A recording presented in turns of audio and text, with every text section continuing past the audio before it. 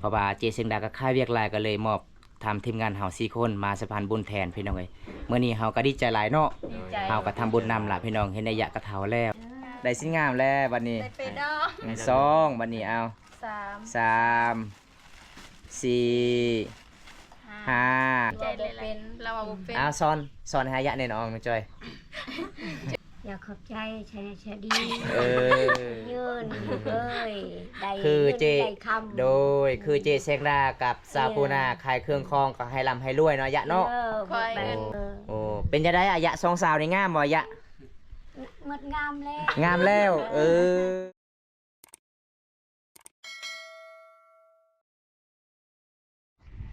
ตอนนี้ก็บอมตาก็ฮอดเพื่อนเจแล้วพี่น้องที่ผู้ใหญ่ใจดีสะพานบุญแบบคนที่ทุกข์ยากพี่น้องในส่วนบทหมู่บ้านและแบ่งน้ำพี่น้องเพราะว่าเมื่อนี้ก็มีเจผู้ใหญ่ใจดีเพิ่นก็สิพาเครื่องนำบาบอมตาก็เลยบอมตาก็สิมาหับเพราะว่าเพิ่นก็ขาเวียกพี่น้องปกติก็เพิ่นมามอบเองได้แต่เพิ่นขาเวียกมื้อนี้บอมตาก็สะพานบุญให้พี่น้องเอ้ยตอนนี้บอมตาก็สิหับเครื่องแล้วพี่น้องจากผู้ใหญ่ใจดี ชื่อยะตื้อบอกแล้วบอกเขาบอกเราอยู่ท่านะ ยะตื้อ เออย ะตื้อย ะตื้อย ะตื้อ เออ เพื่อนเราอยู่ฝั่งซ้ายอยู่ฝั่งขวา แล้วเราอยู่ท่า ฝั่งนี้ บังควาเอาไปนี่แหละ ซื้อยะตื้อเนาะ เออ โอ้โดยเครื่องกะลาอยู่ได้พี่น้องเอ้ยนี่โอ้พี่น้องสินกับเสื้อมีแต่เสื้องามสินงามพี่น้องผู้ใหญ่ใจดีเพิ่นกาฝากให้นำเบาตาสะพานบุญให้ ใส่เราเออ ขอบใจละลายด้วยใจเด้อสิไปละบัดนี้ ไว้โทรบอกเขาให้เราอยู่ท่าแล้ว โอ้โดย โทรบอกกันเซานะ นี่ก็จะเป็นร้านของเจเด้อพี่น้องผู้ใหญ่ใจดีเพิ่นก็ขายเครื่องงามสินงามพี่น้องผู้ใดอยากมักสินงาม หรือว่าอยากได้สุดงามก็สามารถเลือกได้พี่น้องเอ้ยนี่ร้านเพิ่นขายสินขายเสื้อพี่น้องมีแต่ตัวงามเด้นี่ต่อหน้าขายทหารเมืองนอกพี่น้องเอ้ยนี่สามารถเลือกได้พี่น้องมีแต่สินงามสุดงามเลยพี่น้องสินแต่ละชนเผ่าก็มีเลยพี่น้องสุดชนเผ่าก็มีพี่น้องเอ้ยนี่อันนี้จะเป็นร้านของเจแสงดาพี่น้องก็สามารถเลือกได้พี่น้องเอ้ยบ้านน้องเวไลเมืองน้องแขวงสวรรณเขตเขาสิเดินทางพุ่นละเดินทางมุ่งหน้าชนเผ่าโตยพี่น้องผู้ใด นี่ อย่าตื้อ เออ อย่าตื้อโอเค นี่ผู้นี้แหละฝากมาสวยบังมีลายโอ้ ตอนเราขึ้นเมื่ออยู่เขตทางกลางดอก โอ้ ทางกลางบ้านน่ะอยู่ฝากนุ่งใดบ่ โดเมื่อนี้กะบอมตากะสิไปสะพานบุญให้นำผู้ใหญ่ใจดี มาจากแขวงจำปาสักพี่น้องเป็นเพิ่นกะขายเครื่องสำอางละแต่เพิ่นพากมาให้เจแสงดาบ้านน้องวิไลเมืองน้องแขวงสวรรณเขตพี่น้องเจแสงดาขายเวียกหลาย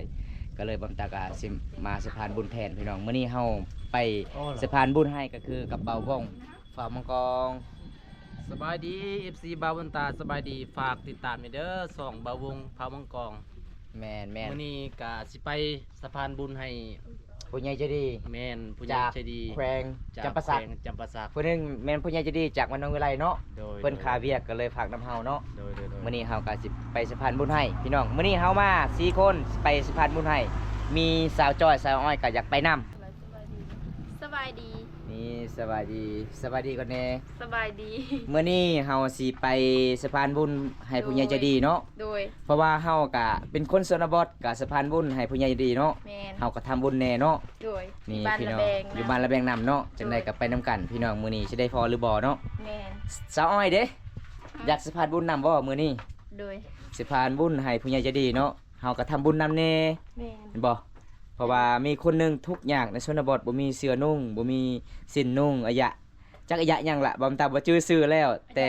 ผู้ใหญ่ใจดีเห็นคลิปแล้วก็ผู้ใหญ่ใจดีช่องสารผู้ใหญ่ใจดีมาจากแขวงจำปาสักชื่อสาวปูนาผู้เจ้าของขายเครื่องสำอางในประเทศลาวเฮาพี่น้องแต่เพิ่นมาฝากมาให้เจสร้างนี่เจแสงดาแต่เจแสงดาขายเวียกหลายก็เลยฝากนำเบาตาฝากนำสาวอ้อยสาวจอยเบาวงมื้อนี้ไปสะพานบุญแทนจังได้ขอบจังได้ก็ไปนํกันเนาะบัดนี้เนาะ4คนเฮามื้อนี้เฮาก็เดินทางพุ่นละพี่น้องเอ้ยพุ่นพี่น้องประมาณ20ปลายกิโล28กิโลเด้พี่น้องจนฮอดหมู่บ้านระแบงนำเด้จังได้ก็เฮาก็สู้พี่น้องจำเป็นล่ะพี่น้องไอ้สะพานบุญให้ผู้ใหญ่ใจดีพี่น้องเอ้ยเฮาก็ต้องสู้แดดก็ต้องสู้มื้อนี้พี่น้องไปพุ่นละพี่น้องแม่นเครื่องนี่เนาะที่ผู้ใหญ่ใจดีให้เนาะ ไม่ได้ มีหลายแนวบ่ฮะ มีสินแนวมีเสื้อ มีสินมีเสื้อ มีแต่ตัวงาม โอ้ มีแต่ตัวงามๆเมื่อนี้ก็สาวอ้อยชะจ้อยก็อยากสะพานบุญให้คือกันเพิ่นว่าบ่ตาเอ้ยข่อยอยากทำบุญนํกันเด้อเพราะว่า ๆสินงาม เฮาเป็นคนชนบทคือกันเฮาก็อยากทำบุญนํกันละเพราะว่าเพิ่นก็เป็นห่วงคนที่ยากจนในชนบทหมู่บ้านนั่นพี่น้อยมื้อนี้สาวอ้อยชะจ้อยก็ เฮาก็ยังมีเสื้อใส่อยู่ แม่นมื้อนี้เฮาก็ได้แดดก็ลุยเนาะมื้อนี้เนาะต้องลุยต้องสู้เนาะสู้ๆบัดนี้ ชื่อ สู้ๆลุยบัดนี้ไปมื้อนี้ก็แดดพี่น้องเอ้ยมื้อนี้ก็จังได๋ก็ลุยพี่น้องเพราะว่าผู้ใหญ่ใจดีเพิ่นก็ฝากเครื่องมาให้ซุมเฮา4คนมื้อนี้ก็มาสะพานบุญแทนให้เพิ่นพี่น้องเอ้ยเพราะว่าเพิ่นก็ค่ายเวียกหลายพี่น้องจุดนี้ก็ฮอดชนเผ่าตะโอยละเด้อพี่น้องอันนี้จะเป็นบ้านปะตอยพี่น้องมีแต่คนชนเผ่าตะโอยเด้พี่น้องเท่านี้เด้ฟ้าแดดมื้อนี้พี่น้องเกือบประมาณ38องศาเด้มื้อนี้พี่น้องเอ้ยบางตากะสิอัปเดตเลยพี่น้องเส้นทางเฮาเดินทางมื้อนี้จนฮอดหมู่บ้านละแบงน้ำนี่พี่น้องส่วนบทหมู่บ้านนี่ส่วนหลายเขาเจ้าก็เฮ็ดจังโปงหลายเด้อ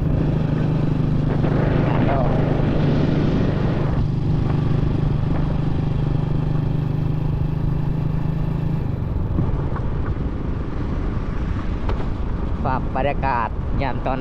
อนเที่ยงพี่น้องเอ้ยฟ้าไปเฮือนทางใดมีแต่เขาเจ้ากองยังโบงเฮ็ดฟืนดังไฟพี่น้องสวนเผาตะโอ้ยสวนเผาตะโอ้ยพี่น้องเอ้ยที่ใดตอนนี้พักผ่อนก็นับเมื่อยเนาะ โดย มื้อนี้อากาศร้อนพี่น้องเอ้ยเอายังเดินทางพุ่นยังบ่ฮอดอีกพี่น้องยังประมาณนี้อีกยังสิไปลักกะจึงได้ฮอดหมู่บ้านที่เฮาไปมอบเครื่องสะพานบุญให้ผู้ใหญ่ใจดี หน้า จาก ปัน สาวปูหน้ากับเจเสียงดาพี่น้องเพิ่นขายเวียกหลายมื้อนี้เฮาก็มาสะพานบุญแทนมื้อนี้อากาศร้อนพี่น้องเอ้ย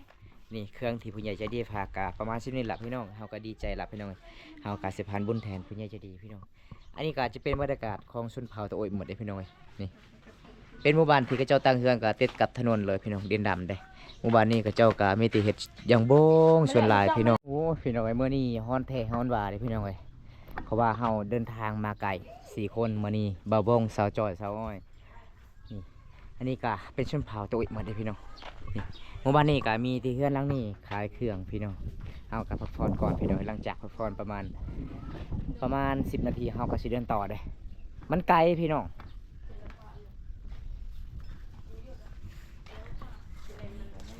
เป็นห้านที่เจ้าขาย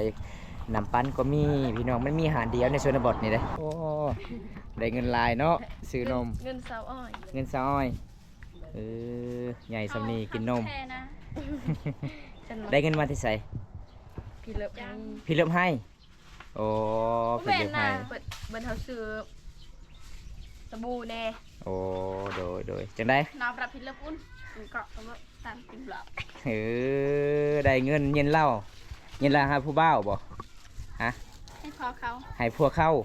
ผู้เฒ่า ผู้เฒ่า บ่เป็นผู้เฒ่า หลังจากเงินให้เขาแล้วเขาเจะให้เงิน3,000กีบ อืม เป็นยังไงมื้อนี้ลุยไหวบ่อากาศร้อน ไว บ่ไหวก็ต้องไหวเนาะ โดย ต้องสู้เนาะให้ฮอดถึงหมู่บ้านที่เฮาไปเนาะจังได้ก็ไปนำกันเลยพี่น้องไปลุยบัดนี้เดินทางต่อ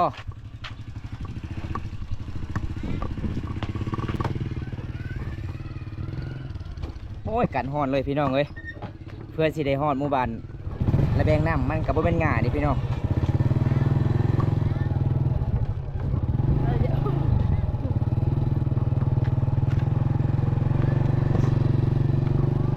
จังได้ก็ต้องสู้พี่น้องเอ้ยเอากะ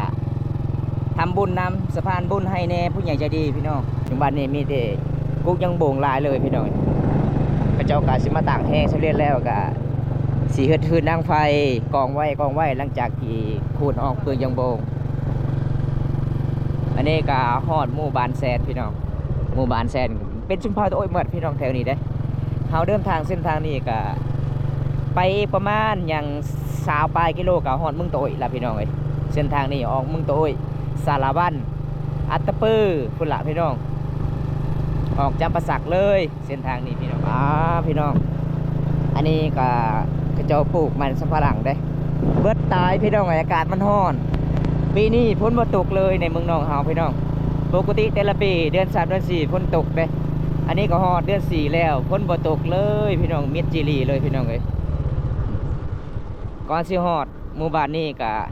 เฮาต้องลงผู้ลงสันเด้พี่น้องเอ้ยนี่เห็นบ่อันนี้รถเพิ่นก็เจ้าก็พักผ่อนการสิฮอดผู้ตัวนี้ต้องพักผ่อนเด้ผู้ตัวนี้ก็สิฮอดหมู่บ้านที่เฮา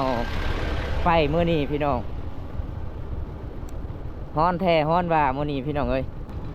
ฤดูนี้ก็ฮ้อนฤดูที่กระเจ้าสูญหายพูดหมู่บ้านพี่น้องเอ้ยโอ้ยังไกลเติบพี่น้องหมู่บ้านที่เฮาเดินทางมื้อนี้พี่น้องยังบ่ฮอดธรรมชาติสวยสดงดงามเลยพี่น้องจุดนี้เด้สัตว์ป่ายังหลายพี่น้องตอนนี้ก็ไกลสิฮอดหมู่บ้านที่เฮาเดินทางเลยเด้อพี่น้องเอ้ยนี่พี่น้องหมู่บ้านที่เฮาไปสะพานบุญให้ผู้ใหญ่พี่น้องเอ้ยป้าพี่น้องสุดยอดเลยธรรมศาสตร์ไกลเติบเนาะมื้อนี้เนาะโอ้เส้นทางพี่น้องมันจะเป็นสันเป็นโน่นก่อนสิฮอดหมู่บ้านนี้มันนอกกับตัวเมืองเด้มันเป็นเส้นทางที่เฮาเดินทางเมืองนองไปสู่เมืองโตยอันนี้ก็ฮอดหมู่บ้านและแบงน้ำแล้วพี่น้องเอ้ย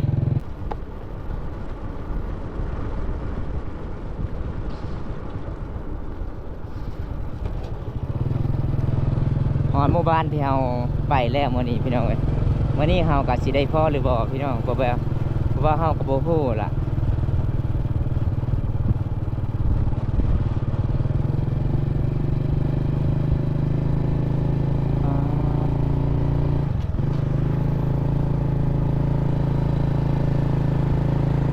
สาวลายแท้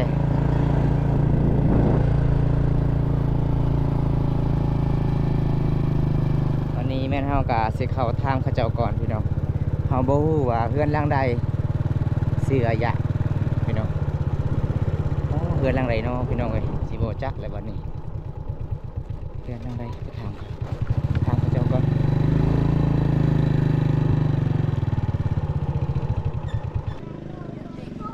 dạ dạ khả đâu giờ đó mà giờ đâu đồng tăng chị hộp hộp cái bò chị hộp hộp cái nó Ki hộp ya ki ya grab ya ki la. Tung tak ga sang si ki đâu ki ba. Mana ya ki. hay qua nó là tết hả nó Tết pa na na ma pa ya dai.ขอบใจเนาะเอาบ่ฮู้เขื่อนแม่เฒ่าพี่น้องเอ้ยก่อนสิฮอดหมู่บ้านกับบ่ฮู้เฮือนอีกบัดนี้บ่จักเฮือนเพิ่นเดินทางต่อบ่าวงบัดนี้นี่ก็ฮอดหมู่บ้านแล้วพี่น้องแต่เฮาก็หาบ่เจอแบบเฮาบ่ฮู้จักเฮือนเพิ่นนี่พี่น้องเอ้ย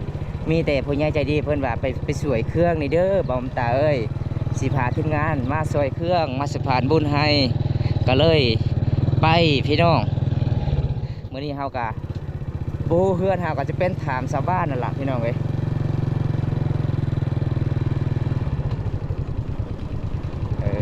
แม่นทางนั้นแหละโอ้วิวธรรมชาติสุดยอดเด้พี่น้องผมว่าเลยเด้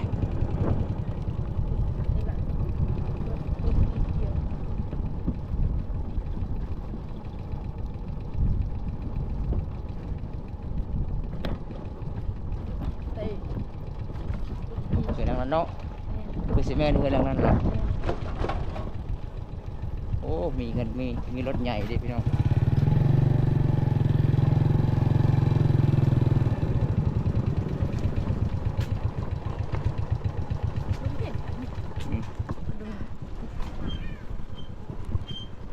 เอามาและดงอย่าตื่นกันน้อยอายะนี่แหละอายะพอdạ ấy nè mấy cả chị phải ôn cơm chứ có chỗ đúng mày và dạ ha cả khụtอย่างบองพี่น้องโอ้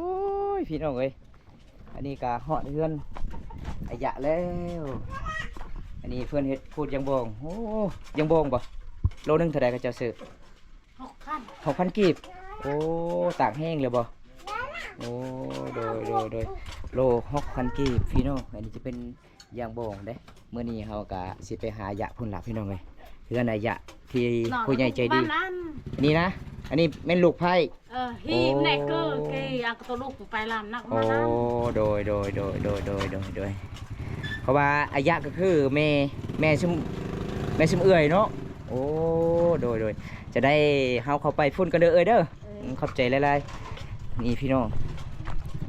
ตอนนี้กะเฮากะมาหอดแล้วเฮือนอายะพี่น้องเอ้ยแม่เฒ่าเป็นจังได๋น้องอ้อยมื้อนี้น้องจอยเมื่อหลายบ่เดินทาง ำเมื่อย เมื่อยแล้วเนาะ เด็ดเฮ ไปหามื้อนี้โว้ยทั่วหมู่บ้านเนาะบ่เจอพี่น้องเอ้ยเพราะว่าคันสิเจอก็เจอตอนอายะคูดยังโบงเนาะโอ้ยพี่น้อง อายะอยู่ไส อายะอยู่เฮือนพุ่นล่ะอายะกำลังขึ้นเฮือนไปเอาเครื่องไปเลยสาวอ้อยช่วยจอย เป็นซีเด้อ สิบ เอาเพิ่นบ่เป็นซีบ่ เอาขึ้นรถ ตัดซี สิเงินหาอยากกินน้ำแน่ เสียขึ้นรถตัดซี ไปบาทนี้พี่น้อง บัดนี้พี่น้องเอ้ยฮอดเรือนอายะพุ่นล่ะ สบายดีเด้อก่อนสิเอาเฮือนทักทายแม่เฒ่ากันเด้อสบายดีเด้อ บอกว่าสบายดี เอออันนี้ก็ฮอดเฮือนเลยบ่อ้อยจอย พอแล้ว ฮอดเลยเนาะฮอดเฮือนอายะแล้วโอ้ไป หมดละไม้สบายดีเด้อ โอ้ แบกเครื่องให้อายะเพิ่น บันส่วนอายะ บ้านชั่วอัน โอ้ไปหาเฮือนอายะบ่เจอมื้อนี้โอ้ยจุดเมื่อย โอ้ยจ่าดิเนาะ โดยขอบใจเพิ่นว่าบ่มีอาหารสิกินเพิ่นทักทายซุมเฮาเพิ่นว่าขอบใจหลายๆล่ะพี่น้องเอ้ย อันนั้นปนองที่มา อืม แต่ติ๊กได้มา อายะแม่เฒ่าฮู้บ่เจเสียงดาฮะ จะได้นะลืมแล้ว เจเสียงดาซื้อน่ะได้ผู้ให้ซื้ออายะมื้อนั้น อย่าตื้อ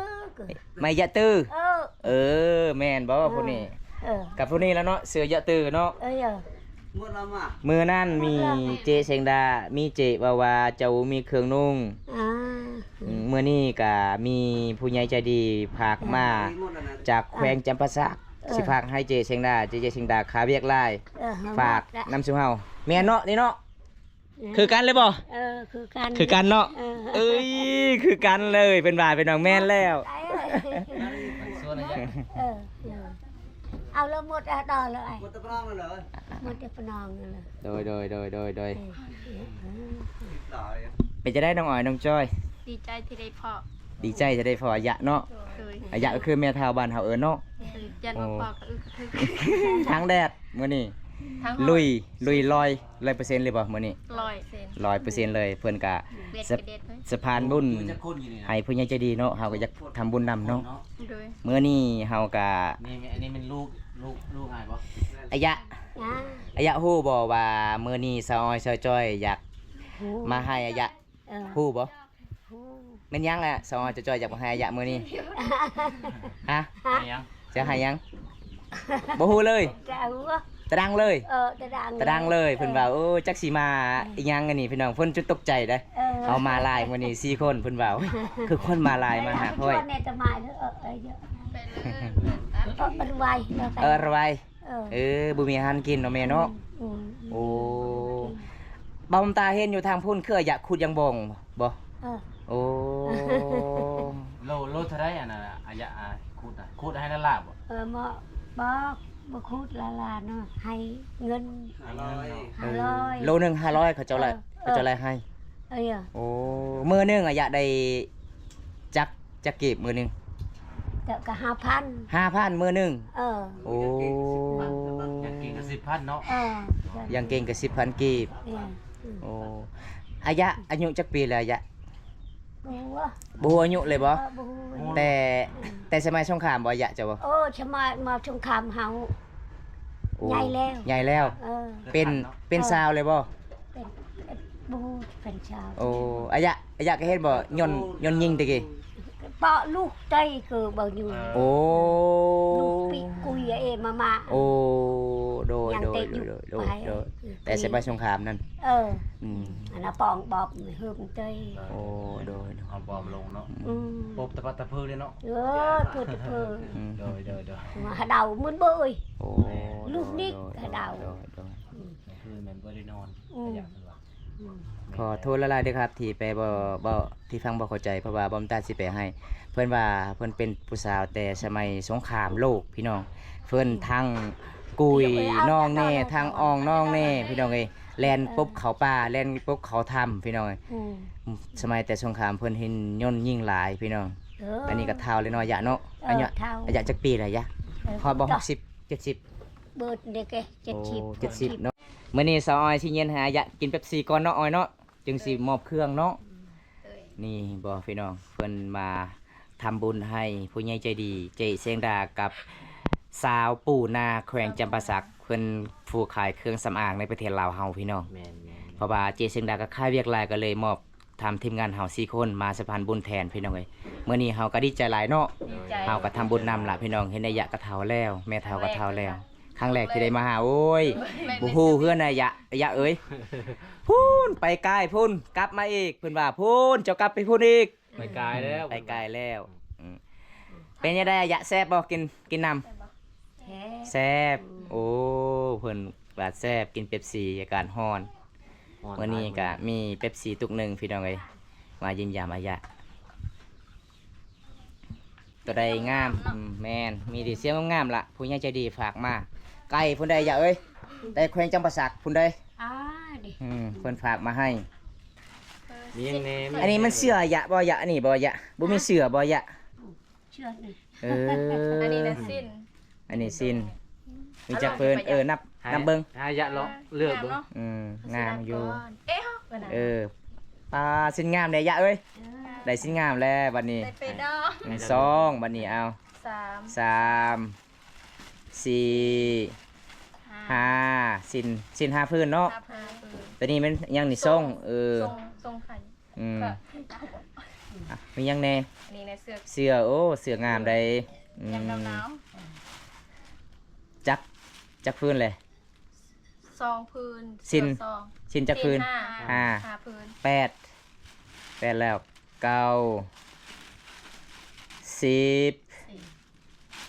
อันนี้หมวกแม่นบ่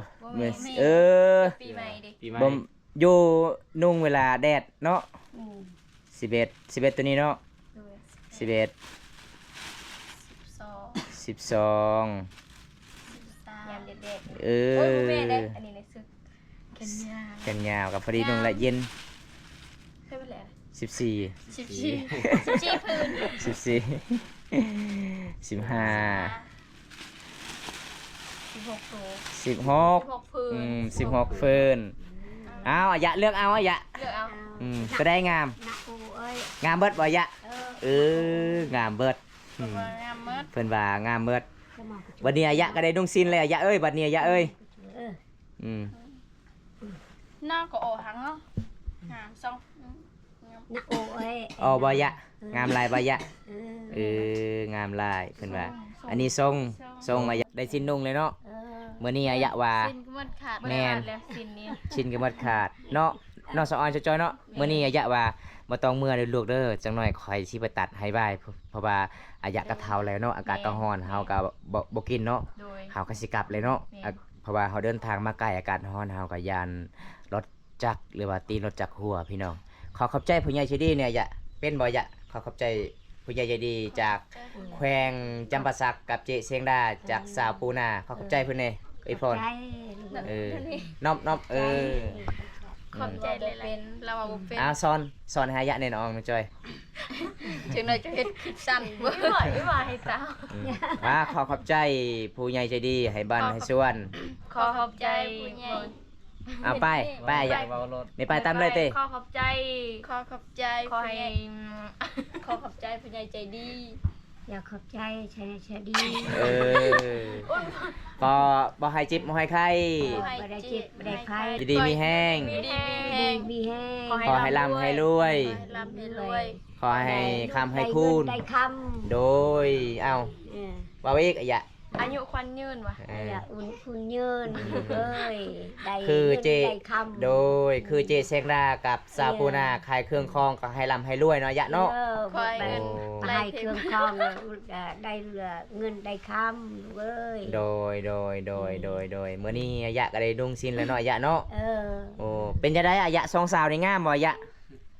หมดงามแล้ว งามแล้ว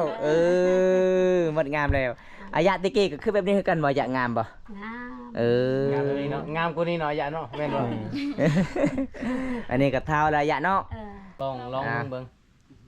งามเลย อันนี้สินมันขาดแล้วยะเอ้ยเปลี่ยนสินใหม่ เปลี่ยนสินเลยเปลี่ยนสิน เบิ่งสินอายะจนขาดพี่น้อง จักสิพอลูกบอลอันนี้นะโอเค อันนี้เด้เพิ่นใส่แสแอลเพิ่นเอาเสือกเอามัดเสร็จไอ้แสแอลเห็นบ่ มีตีงามๆเนาะ มีที่สินงาม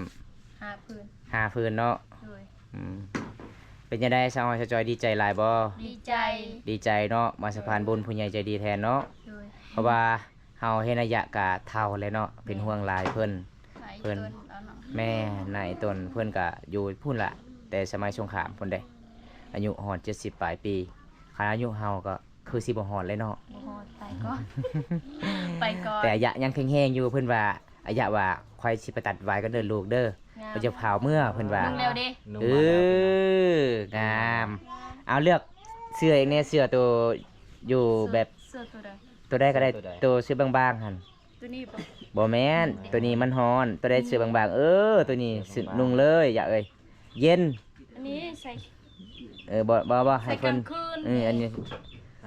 นุ่งเลยนุ่งเลย นุ่งเลยพวกนี้เย็นเลยตัวนี้คักเลยอืม เอ้ยเอ้ยเอ้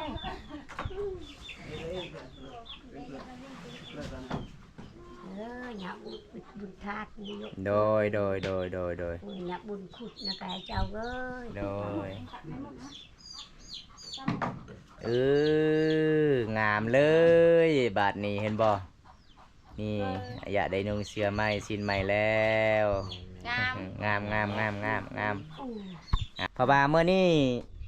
เฮา4คนสิกลับเด้อยะเด้อ เออ มื้อนี้ก็ไปมอบเครื่องให้อายะ มีสาวปูหน้าจากแขวงจำปาสักเพิ่นเฮ็ดอายะบ่มีสิ้นทรงเสื้อนุ่ง ก็เลยเพิ่นเป็นห่วงมาฝากเครื่องให้ ฝากเครื่องให้น้ำเจเชียงดาเจเชียงดาคาเวียกหลาย ฝากนำทีมงานเฮา4คนมาสะพานบุญแทน ขอบใจ โดยเมื่อหน้าได้พอกันใหม่เด้อยะเด้อตอนนี้ลูกสิกลับก่อนเด้อ เออ บันชวนบ๊ายบายเอาบ๊ายบาย จะตุ้งจนเวเลยเนาะ โดย อุ่นยักบุญยัเยิน โดย ฉุกยักบืดนารา โดยมือปากกันเด้อยะเด้อ เอ โดยมือก่อน จุ่มยักบุญนี่เนาะ โดย เนาะ โดย ไตรบุญ ขอบใจ จะอา ตอนนี้เฮาก็สิกลับละพี่น้องน้องออยน้องจอยกะ แดด ดีใจหลายมื้อนี้มาสะพานบุญหายอายะมื้อนี้อากาศร้อนเลยพี่น้องเอ้ย เราได้จุดเราได้จุดเด้อบ รรยากาศหมู่บ้านนี่กะโอ้ยพี่น้องเพราะว่าเฮือนอายะกะมันนอกกับถนนดำเด้เฮาเดินทางพูนพี่น้องเลยก็เลยกลับมาฟรีอีกพี่น้องเพราะว่าชาวบ้านบอกว่าเฮือนแม่เฒ่าก็อยู่ทางนี้พี่น้องมันแจกลับบ้านเด้ตอนนี้เฮาก็สิกลับเฮือนกลับศาลละพี่น้องมื้อนี้เฮามามอบเครื่อง4คนเฮาพี่น้องเอ้ยมื้อนี้มากับชาวอ้อนชาวจ้อยมาสะพานบุญแทนผู้ใหญ่ใจดีพี่น้องหรือก็บ่าววงเผ่ามังกรพี่น้องจังได้เฮากะสิกลับเฮือนกลับศาลแล้วตอนนี้พี่น้องเอ้ย ใกล้ มื้อนี้เฮากะลุยแดดเนาะ โดย ทางแดดมื้อนี้ก็จำเป็นพี่น้องเอ้ยเฮาอยากทำบุญแน่สู่ชีวิตพี่น้องเอ้ยเอาพี่น้องจังได้คลิปนี้ก็ขอจบไว้เท่านี้ก่อนพี่น้องขอขอบใจพ่อแม่พี่น้องที่เข้ามาติดตามแต่ต้นจนจบพี่น้องเอ้ยพี่เสียสุดก็คือขอขอบใจหลายเด้อพี่น้องผู้ใหญ่ใจดีจากแขวงจำปาสักจากสาวปูหน้าสาวปูหน้าจากแขวงจำปาสักเพื่อนเจ้าของร้านขายเครื่องสำอางขอให้อยู่ดีมีแห่งเด้อครับเด้อปรารถนาสิ่งใดขอให้ได้สิ่งนั้นพี่น้องเอ้ยขอให้ร่ำให้รวยพี่น้อง เพราะว่ามื้อนี้เฮาแม่นมื้อนี้เฮาก็ ขายเค มา รื่องขอให้ปังๆเด้อ แม่นแล้วก็พิเศษที่สุดก็คืออีกเทื่อนึงก็เจเสงดาบ้านน้องวิไลเพิ่นก็ มาสะพานบุญแต่เพิ่นขาเวียกเพิ่นก็มอบให้ซุมเฮา4คนเนาะมื้อนี้เนาะก็ขอบคุณหลายๆเด้อเจเสียงดาเอ้ยขอให้อยู่ดีมีแฮงขอให้ร่ำให้รวยขอขายเครื่องขายสิ้นขอให้ได้หลายๆเงินขามไหลมาพี่น้องเอาจังไดบอมตากาสิปิดไว้สำนี้ก่อนเด้อครับคลิปหน้าได้พอกันใหม่พี่น้องขอกล่าวคำว่าลาตีสีลาตีสวัสดิ์บันสวนครับบ๊ายบาย